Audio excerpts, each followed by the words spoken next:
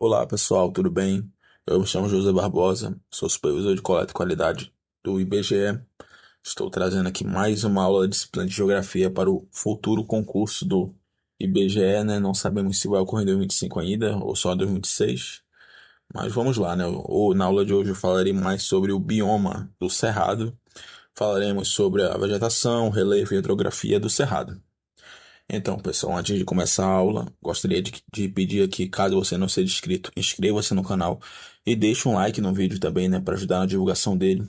Eu tentei deixar esse vídeo aqui o mais completo possível, né, para esse concurso. Não trouxe exageros aqui. Eu pesquisei algumas coisas e vi alguns cursos também que estavam trazendo algumas coisas que fogem, eu acho, do que é cobrado no ensino médio. Algumas coisas são cobradas para o ensino superior. Então, eu trouxe aqui o que eles podem cobrar, né? A FGV pode dificultar. Então, eu tentei trazer aqui o máximo de informações possíveis. Então, vamos lá, não esqueça do like. Eu já tenho aqui outros vídeos de geografia também, né? E também do Código de Ética do IBGE. Então, vamos lá. Sobre o bioma cerrado. O cerrado ele é o segundo maior bioma do Brasil. Está atrás apenas do bioma Amazônia. Está localizado essencialmente no planalto central do Brasil e ocupa cerca de 23% do território nacional. Então, pessoal, essa porcentagem aqui é importante, não, mas eu acho que para a prova, se falaram 22, 23, eu acho que está dentro aí do aceitável, porque em alguns locais fala que é 22, eu vi em alguns 24, mas aí no site do IBGE e no site do governo federal está dizendo que é 23% do território nacional. Então vamos considerar esse número. A sua área contínua, ela incide sobre os estados de Goiás, Tocantins, Mato Grosso do Sul, Minas Gerais, São Paulo, Bahia, Piauí, Maranhão, Rondônia, Pará, Paraná e do Distrito Federal, né? E é importante lembrar desse nomezinho aqui, né? O Cerrado ele é conhecido como a savana brasileira, sendo a savana mais rica em biodiversidade do mundo. Geralmente em provas colocam isso aqui. Esse bioma ele é conhecido como a savana brasileira, é conhecido como a savana mais rica em biodiversidade do mundo. Se estiver falando essas palavrinhas aí, é o Cerrado. O Cerrado é a savana mais rica em biodiversidade do mundo. Então nós temos aí essa ilustração, um mapazinho, né, trazendo aí o bioma Amazônia, o maior do Brasil, né, e o Cerrado, que é o segundo aí, e a extensão dele, né, é o único bioma aí que está nas 5 regiões do Brasil. O bioma Cerrado, ele é conhecido como berço das águas. Essa palavra também aqui é muito importante lembrar. Quando se fala do Cerrado em algumas questões, eles colocam lá, esse bioma é conhecido como o berço das águas do Brasil, a caixa d'água do Brasil, é o Cerrado, e nós vamos ver por quê.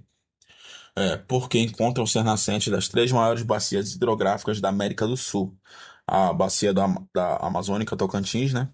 A nascente da Amazônia, né? Do Rio Amazonas não é aqui, né? Só que nós temos os afluentes aqui que são nascentes no bioma do Cerrado que contribuem lá para a bacia amazônica. Então, a bacia do Tocantins, a bacia do São Francisco e a bacia do Prata. E o Cerrado apresenta extrema abundância de espécies endêmicas. Eu deixei aqui essa palavrinha em negrito porque é muito importante. O que significa uma espécie endêmica? É uma espécie que ela só sobrevive, ela só se encontra naquele local. Então tem muitas espécies, alguns animais, algumas florísticas que só se encontram no bioma do Cerrado, não tem lugar nenhum do mundo mais, nem no Brasil. Então espécies endêmicas são espécies que só sobrevivem naquele local. E esse bioma ele sofre uma excepcional perda de habitat, né? Especialmente devido à instalação e desenvolvimento de atividades agropecuárias. Geralmente, em questões de IBGE, eles criam essa contextualização, né? Trazendo qual é o fator de perda de habitat lá do Cerrado. Principalmente é pela agropecuária, né? Criação de gado, o principal fator é a produção de soja, né? O Cerrado é conhecido bastante, né? Pela produção de soja. E também, tá, depois eu falo sobre isso. O Cerrado também é considerado como um hotspot mundial de biodiversidade. Esse termo também aqui é muito importante, porque nós temos dois hotspots no Brasil, né? Então vamos ver aqui o que é um hotspot, né? Para ser considerado um hotspot, a área deve conter pelo menos 1.500 espécies de plantas endêmicas que só existem naquele local, né? E a região deve ter perdido pelo menos 70% da sua vegetação original. Atualmente existem 36 hotspots no mundo e dois estão localizados aqui no Brasil. Isso aqui confunde muito a cabeça das pessoas em provas. Quando eu faço algumas questões, eu vejo muita gente errando. Porque são dois, né? Um é o Cerrado, o outro as pessoas podem considerar a Amazônia, né? Porque é tão falado. E é o desmatamento todo ano crescendo na Amazônia, infelizmente, né? Mas, felizmente, a Amazônia não é considerada um hotspot ainda, né? E eu espero que não seja, porque ainda não foi retirado pelo menos 70% da vegetação original. Então, os dois hotspots que tem no Brasil é o Cerrado e a Mata Atlântica. São esses dois. Importante, muito importante lembrar isso aqui. Agora, falando sobre a vegetação do Cerrado, aqui é bem complexo. O bioma ele apresenta diferentes fitofisionomias que abrangem formações campestres, savânicas e florestais. Lembrando, né, que o Cerrado é conhecido como a savana brasileira. As formações campestres, elas englobam três tipos de fitofisionomias, né, principais: o campo sujo, o campo limpo e o campo rupestre. Isso aqui é o mais simples de explicar. O campo sujo ele é caracterizado por ter a presença evidente de arbustos e subarbustos. Campo sujo. O campo limpo ele é predominantemente herbáceo, com raros arbustos e ausência completa de árvores. Então, né, predominante, o que é herbáceos? Herbáceos são essas plantinhas ó, como gramíneas, a grama, essas plantazinhas que não têm caule lenhoso, né? Então não tem árvores no campo limpo. Pode ter algum arbusto, mas são raros, né? São o número irrisório e insignificante. Já o campo rupestre, ele é semelhante aí ao campo limpo e ao campo sujo, porém, o que diferencia o campo rupestre é que ocorre em solos rasos, né, o afloramento de rochas. Então é possível ver ali expostas algumas rochas, né, no campo rupestre. Então essa é a diferença deles três. E eu trouxe uma imagenzinha aí para vocês poderem visualizar, né? A primeira aí da esquerda de cima é o campo limpo, o da direita é o campo sujo. E a imagem de baixo é um campo rupestre, né? Vocês podem ver aí, né, esse afloramento rochoso. Já agora sobre a vegetação savânica, o termo savana, né, ele se refere a áreas com árvores e arbustos que estão espalhados sob um extrato de gramíneas, sem a formação de dossel contínuo. Então essa é a definição de savana, né? São espaço ali com muitas gramíneas. Não tem o dossel é como se fosse como se fosse a copa, né? É a parte da copa, na verdade, né? Como se vocês pegarem uma imagem de uma floresta, todo aquele verde, não dá para ver o solo, não tem uma passagem tão grande de luz solar. Aquilo é o dossel. Então na savana não temos dossel contínuo, nós temos várias árvores e arbustos espalhados.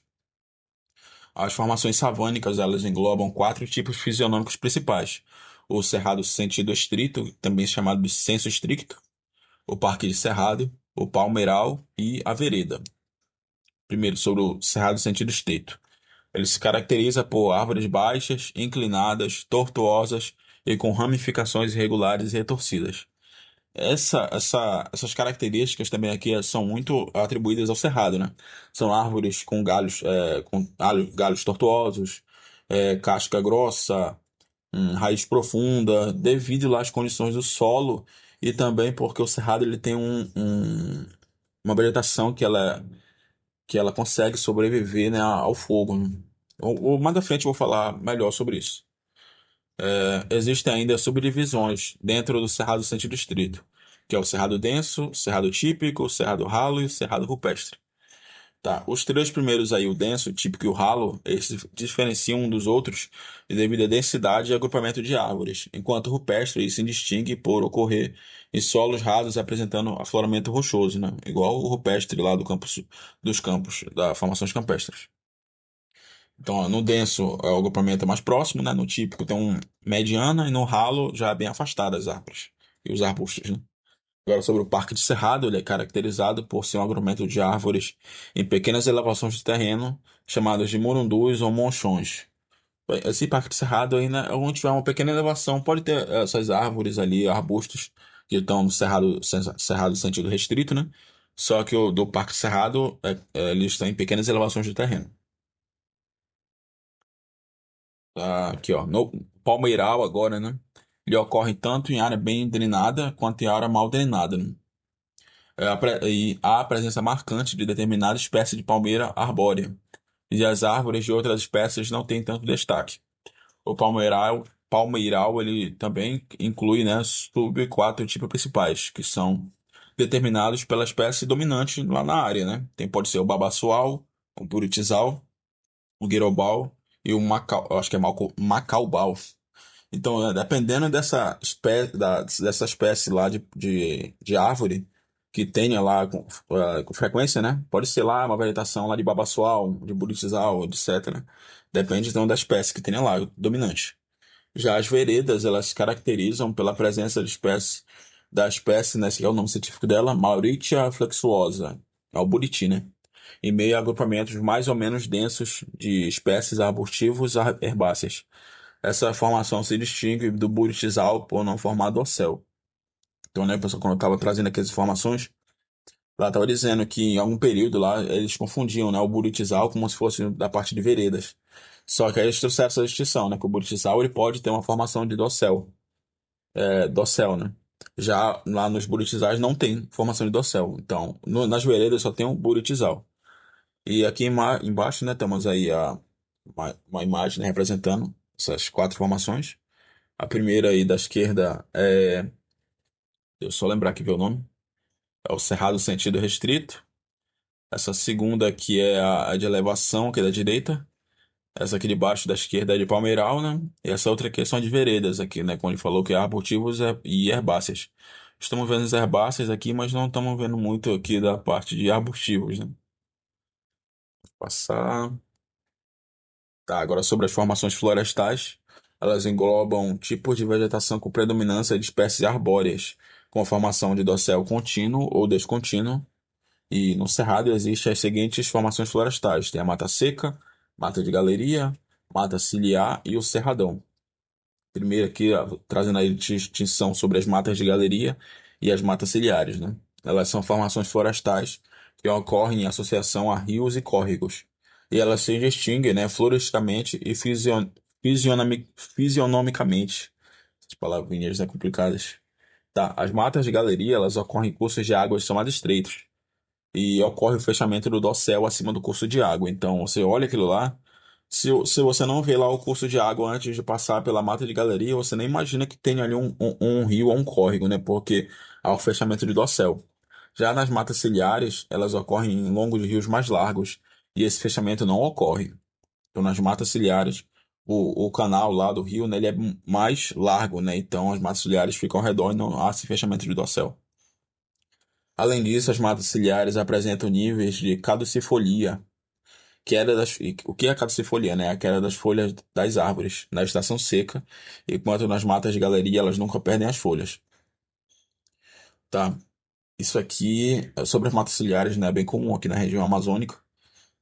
Até é um tipo de vegetação muito importante, né? Para diminuir a erosão lá dos rios, né? De ter o assoreamento. Tá, agora sobre a outro tipo de formação é a mata seca, né? Que elas estão incluídas em formações florestais e que elas não têm associação com o curso de água. Quem tem associação com a água aqui, isso é a mata de galeria e as matas ciliares. A mata seca ela é caracterizada por ter diversos níveis de caducifolia durante a estação seca. De acordo com o nível de queda das folhas, elas são classificadas sempre verde, semidecídua e decídua. Eu vou explicar, né? A sempre verde é a que não perde as folhas. Ela não perde as folhas durante a estação seca. Já a semidecídua, ela tem uma perda de folha ali mediana, né? Ela acaba perdendo um pouco das suas folhas, mas mantém outras. Já a decídua, ela perde totalmente as suas folhas. Fica só os galhos ali e não tem folhas, não tem folha alguma, né? Para evitar a perda de água ali e a árvore acabar morrendo, né? Então é uma vegetação que ela é adaptada a esse tipo de clima. Já o cerradão, ela é uma formação arbórea média alta, com a copa variando de fechada a semiaberta, que é o dossel, né?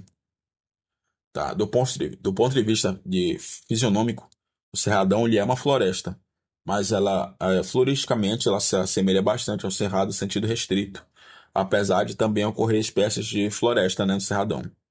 E os cerradões, né, geralmente ocorrem em solos profundos, bem drenados e ligeiramente ácidos.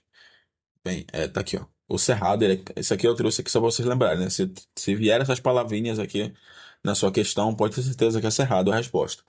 O cerrado é caracterizado por vegetação de médio porte, galhos tortuosos, raízes profundas e casca espessa. E as árvores são adaptativas ao ambiente seco e ao fogo, como nós vimos ali o exemplo de caducifolia, né? Bem, uma coisa que é importante aqui sobre o Cerrado, né, é em relação ao fogo. Muitas áreas, grandes áreas, na verdade, são colocados fogo, né, para fazer a limpeza ali da vegetação, né, para fazer o pasto ou plantação de algum. Mas aí o que ocorre no Cerrado também é que ocorre incêndios naturais lá, né, devido em períodos do ano ser bastante seco lá, né? Pode ocorrer de fato ali queimados naturais, né? E é por isso que essa vegetação tem essas características de galhos tortuosos, casca espessa, porque elas são adaptadas a esse ambiente seco e ao fogo. Então é por causa disso. Então aqui nós temos aqui as imagens, né? Essa primeira da esquerda de cima é uma mata de galeria, como vocês podem ver, nem dá para perceber que passa um rio ou córrego aqui, porque são mais estreitos e o dossel é totalmente fechado. Já nessa aqui da direita é mata ciliar. Você pode ver o curso aqui do rio, ele é bem mais largo, né? E essas matas aqui ao redor são as matas ciliares. Essa aqui da esquerda de baixo é a mata seca, né? Como vocês podem ver, essa espécie aqui, ela é decídua, ela perde totalmente as folhas, fica só ali o tronco e os galhos. E essa da direita é o cerradão, né? Uma formação arbórea média alta e tem uma formação aqui do dossel contínuo ou descontínuo. E eu trouxe aqui essa imagem que ela traz todas essas fisionomias aqui fitofisionomias do bioma cerrado. Essa imagem que é excelente aqui da Embrapa, né? Vocês podem ver aqui a diferença de cada um dessas fitofisionomias. E vocês podem pausar aqui, caso vocês queiram olhar mais a imagem, né? Mas eu vou passar já que eu já expliquei. Tá. Sobre agora o relevo e solo do cerrado. O relevo do cerrado é uma predominância de planaltos e chapadas. E essas formações são elevadas, elas são cruciais para a formação de nascentes. O relevo, ele é predominante plano ou suavemente ondulado na região, né? Estendendo-se por vastos planaltos e chapadas. Mas também, né, ocorrem paisagens acidentadas com relevos ondulados a forte ondulados. E ocorrem em altitudes que variam de cerca de 600 metros, exemplo da Baixada Cuiabana, no Mato Grosso, a mais de 1.600 metros, como na Chapada dos Veadeiros, lá em Goiás. Os pontos mais elevados do Cerrado situam-se em território goiano, né? Entre os quais ressaltam o Pico Alto da Serra, dos Pirineus e a Chapada dos Veadeiros, que eu já falei. Inclusive essa imagem aí à direita da Chapada dos Veadeiros, né? Então, né, pessoal, o que eu vi lá, a explicação de ser muito forte lá a agropecuária na região do Cerrado, né? É justamente em relação ao seu solo, né? Tem a predominância de regiões planas ou suavemente onduladas, né? Isso favorece lá a formação de culturas, né? De soja ou de qualquer outro grão que seja, né? Então, essa é uma das explicações do, da, do, fo- da força do agro nessa região, né? Agora vamos falar sobre o solo. Há predominância de latossolos lá no Cerrado, né? E umas características dos latossolos são que são profundos, bem drenados, pobres em nutrientes e com a coloração avermelhada. Então, né, pessoal, em alguns cursinhos que eu estava vendo aulas, né? E também alguns materiais que eu pesquisei, lá estavam explicando tudinho o que era o latossolo, como se formou, a explicação química, não sei o que, esse pessoal. Isso aqui é prova de ensino médio pro BGE, né? Isso aqui pro ensino superior, com certeza, é muito importante. Eu acho que o ensino médio seria só se fosse um absurdo mesmo. Vindo da FGV, não sei se eles poderiam, mas eu acho muito difícil eles cobrarem a explicação química da formação do solo, né? É bastante complicado. Então, não é mais. É importante lembrar, né? São solos bem drenados, são pobres em nutrientes. Isso aqui é até estranho, porque recentemente eu estava vendo algumas questões, estava dizendo lá, um bioma, explicou essas informações todas aqui, né? Mas falou que o solo era rico em nutrientes. Aí era o cerrado, eu disse, não dá para entender. Em tudo que você pesquisar, vai ver que o cerrado ele é pobre em nutrientes do solo dele. Só que aí, né, trazendo a adubação, a calagem, o solo fica apropriado para plantações, né? Mas naturalmente o solo é pobre em nutrientes. Então, né, vamos falar sobre os latossolos, né? Os latossolos eles indicam o solo com elevado grau de intemperismo. Bem, o que é o intemperismo, né? Ele é um conjunto de processos naturais que fazem a decomposição de rochas, solos e minerais, o que resulta na formação do relevo e do solo. Então, a natureza da imagem ela explica muito bem aí sobre o intemperismo, né? Lá atrás, né, só havia essas formações rochosas aí. Aí o intemperismo, químico, biológico, físico, houve o desgaste dessas rochas e aí a formação do solo, né? O solo jovem, esse solo aí, quando tem uma camada já pequena, um pouco espessa, né? Já de solo, né? Trazendo os diferentes tipos de horizontes aí. Só que são solos jovens, né? O solo maduro É quando já houve bastante desgaste já dessa rocha mãe e tem vários níveis de camada aí de solo com diferentes tipos de nutrientes. Então é por isso, né? O solo do Cerrado ele é profundo porque ele já houve bastante intemperismo nessa região e eles são bem drenados também, né? Não há um acúmulo de água ali. E eles são pobres em nutrientes também porque como já foi muito intemperizado esse solo, né, os nutrientes acabam não fixando no solo. Então, espero que tenha ficado claro para vocês. Agora vamos falar sobre a hidrografia, que é um ponto muito importante do Cerrado. O Cerrado alimenta 8 das 12 bacias hidrográficas brasileiras, né? A bacia do Tocantins-Araguaia, bacia do São Francisco, bacia do Paraná, bacia do Paraguai, bacia do Parnaíba e a bacia do Amazonas, ali na parte sul, na região sul, ele abastece a bacia do Amazonas. O Rio São Francisco, né? A nascente histórica do São Francisco está localizada na região do Cerrado, lá na Serra da Canastra, em Minas Gerais. A nascente do Araguaia também está localizada lá no Cerrado, já em Goiás, na Serra do Caiapó. A nascente do Rio Tocantins está localizada no estado do Goiás. A nascente do Paraguai está localizada na Chapada dos Parecis, em Mato Grosso. A nascente do Paraná, ela se forma da confluência dos rios Grande e Paranaíba, que tem nascentes na área de Cerrado. Então, né, o Rio Paraná, a confluência dos rios Grande e Paranaíba formam o Rio Paraná. E o rio Parnaíba também, né, que são as tendências estão localizadas na Chapada das Mangabeiras, que é uma região de cerrado, localizada na região que é conhecida como Matopiba, né, que é a região do Maranhão, Piauí, Tocantins e Bahia. Então, né, pessoal, todas essas nascentes aqui, algumas questões podem cobrar, né, a nascente do São Francisco está localizada no Nordeste, na região do Cerrado, Centro-Oeste. Também tem Cerrado no Nordeste, né, mas a nascente está lá no bioma Cerrado.